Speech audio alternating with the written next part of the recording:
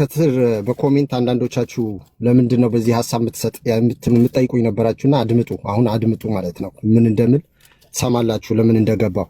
ልክ ነው። የተለመደ ጉዳይ አይደለም። በእንደዚህ አይነት ጉዳዮች እኔ ሐሳብ አልሰጥም፣ ግን ይሄ በጣም ኢምፖርታንት ነው። እንዴት ቃቅላችሁ የግለሰቦች እንዴት እንደሚደረግ እኔ አይገባኝም።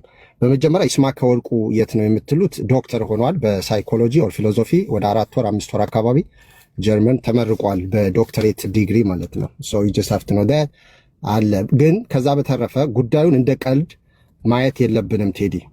ራሳቸው ሁለቱም የሚጣበስም የሚቃጠልም ሰው ካለ ተቀጣጥሮ በውስጥ ጨርሶ እዛው የሚጠፋ ከሆነ ነውሩ የሚሸፍን ከሆነ ችግር የለውም። ነገር ግን ነውሩን አደባባይ ይዞ እስከወጣ ድረስ ማህበረሰብን፣ ህዝብን የመጠበቅ ትውልዱን የማነጽ ደግሞ ግዴታ ስላለብን እኛ ደግሞ የምናውቀውንና በገባን መጠን እናስረዳለን ማለት ነው።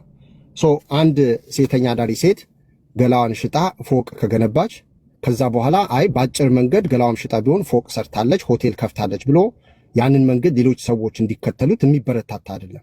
ሰዎች ነውራቸው ይዘው አደባባይ ሲወጡ የራሳቸው ጉዳይ ነው ብለው የምንተወው አይደለም። ምክንያቱም ሌሎች ሰዎች ምሳሌ አድርገው ያንን ነገር እንዲቀጥሉ ስለማንፈልግ ማለት ነው። አንደኛ ግለሰቡ እየበተነው ያለው ገንዘብ ከሚስቱ ጋር ሳይፋታ በፊት ከሆነ እየበተነው ያለው ገንዘብ የሚስቱንም ገንዘብ ጭምር መሆኑን መታወቅ አለበት። ነምበር 1 ነምበር 2 ከሷ ጋር የተፋታበት መንገድ የራሳቸው ሂደት የተከተለ ነው ብዬ አምናለሁ። ባንዴ የተለያዩበት አይደለም።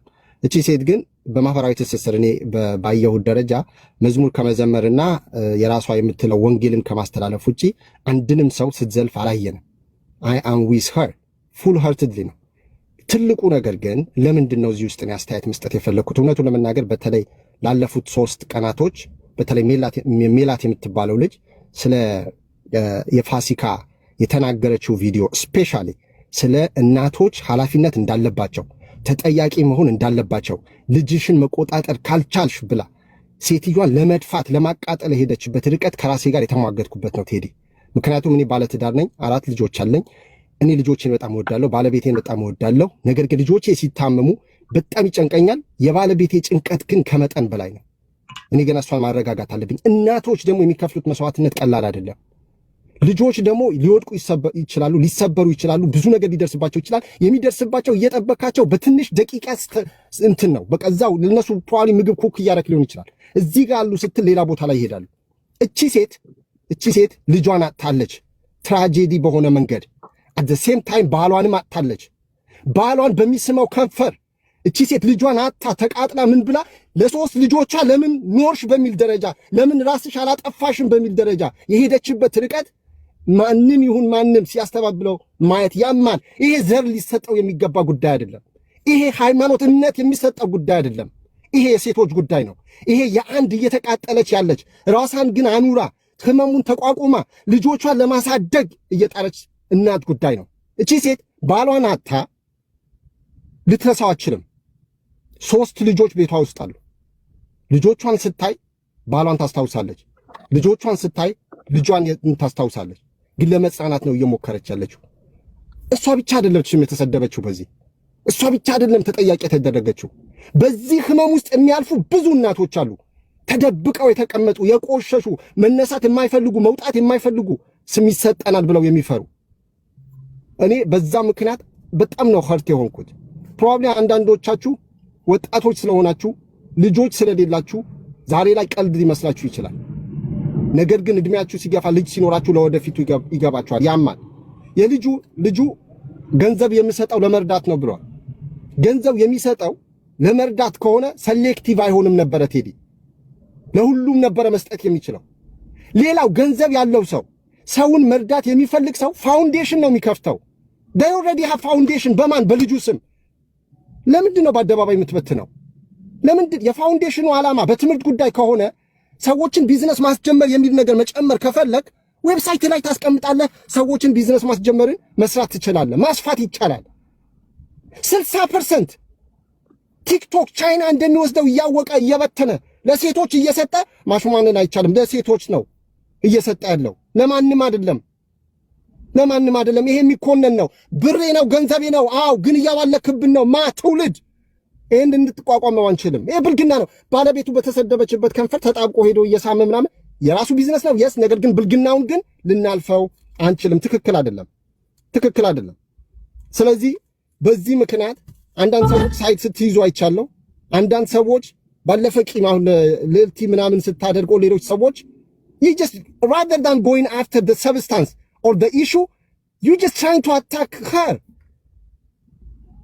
ምንድነው ያነሳቸው? እኔ ከልዕልቲ በሁሉም ነገር ላልግባባ እችላለሁ፣ ከቴዲ በሁሉም ነገር ላልግባባ እችላለሁ፣ ከአዲስ ታይምስ በሁሉም ነገር ላልግባባ እችላለሁ። የሆነ ኢሹ ግን ይዘው ከመጡና ክሬዲቢሊቲ ካለው ሪሊቫንት የሆነ ኤቪደንስ ይዘው ከመጡ ዳጀስት ማድረግ ያለብህ አናላይዝ ማድረግ ያለብህ ያንን ነው እንጂ አንድ ሰው ለምን ተናገረ እያሉ ያንን ሰው አታክ ማለት ትክክል አይደለም። ኤንድ በዚሁ አጋጣሚ የተፋቱ ሴቶች የሚፋቱት ወደው አይደለም። ሁሉም አንዳንድ ወደው የሚፋቱ ሊኖሩ ይችላሉ። ነገር ግን ብዙ ርቀት ተጉዘው ነው። መሸማቀቂያ መደረግ የለበትም ትዳርን መፍታት። ልጆቻቸው እያሳደጉ ምን እያሉ የሚጥሩትን ህመማቸው የሚያውቁት እነሱ ናቸው። ማሸማቀቂያ አያስፈልግም። ልጅሽን ማሳደግ አቅተሽ ሐሳብ የለውም ቁጭ ብሎ መቀመጫው እስኪቀቀል ድረስ ከሶፋ ማይነሳ ስራ ማይሰራ ሰው መተዳደሪያ 20 ዓመት ያለገሰው ቁጭ ብሎ ሴቶችን ይሳደባል። አረብ ሀገር ያሉ ሴቶችን ይሳደባል። በጣም ነውር ነው። እና ቅድም ስጠይቁኝ የነበራችሁ ከስር ለምን ገባ ፖለቲካ ብቻ ስለምታወራ ያላችሁ ሰዎች ስለታመምኩ ነው። በእንደዚህ አይነት ጉዳይ ላይ ሐሳብ አልሰጥም። ግን እንደ ወላጅ ትውልድ ሲበላሽ ማየት ልጆቼ ጣፈንታ ነው። 4 ልጆች አሉኝ እኔ። ነገ ዛሬ ተቀርጾ የተቀመጠ ዛሬ አያልቅም አያልፍም፣ ለነገም የሚቀመጥ ጉዳይ ነው።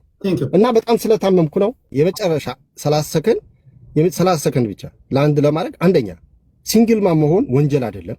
ነምበር 1 2 ሲንግል ማም ማለት አግብተው ባለትዳር ሆኖ ከሚኖሩ ሰው በላይ የሚከፍሉት መስዋዕትነት በጣም ከባድ ነው። ቴዲ ውጣ ውረዱ በጣም ከባድ ነው። ለሁለት ሆነ እንኳን የሚከብድህን ብቻቸው የሚወጡት ማለት ነው። ያንን መገንዘብ ያስፈልጋል። ሁለተኛ ለሐቅ ሁላችንም እንቁም ፕሊዝ። ትላንትና አንገቷ ባዶ አድርጋ የመጣች ሴት ድጋፍ ለማግኘት መስቀል አንጠልጥላ ከመጣች ከማንም በላይ ባለ መስቀለኞች ናቸው እንደዚህ አይነቱ ማውገዝ ያለባቸው። ትላንትና ይሄ ብሔር አይደለሁም እኔ ንጹህ ኢትዮጵያዊ ነኝ ሲል የነበረው ልክ ተወጥሮ በራሱ ወንጀል በገባበት ማቅ ውስጥ መውጣት ሲያቅተው የዘር መደበቂያ ሲያደርገው አንቀረን መጥፋት ያለብን የዛ ዘር አካላቶች ናቸው። እንደዚህ አይነት ጓደኝነት የለም፣ እንደዚህ አይነት ወዳጅነት የለም። ቴዲ እኔ የምጠላው ማን እንደሆነ ታውቃለህ? የራሴ ጓደኛ፣ የራሴ ወንድም፣ የራሴ ዘመድ የሆነ የራሱ ወንጀል መጀመሪያ ችግር ውስጥ እንዳይገባ መክሬ እምቢ ብሎ መጀመሪያ እኔ ጋሻ እንደሆነው መጨረሻ በጭንቀት ካጠፋ በኋላ ሲመጣ እኔ ነኝ የመጨረሻ ጠላት አድርጌ ማየው። ምክንያቱም መደበቂያ መስጠት የለብንም። አመሰግናለሁ። ሁላችሁም ሰላም ሁኑ።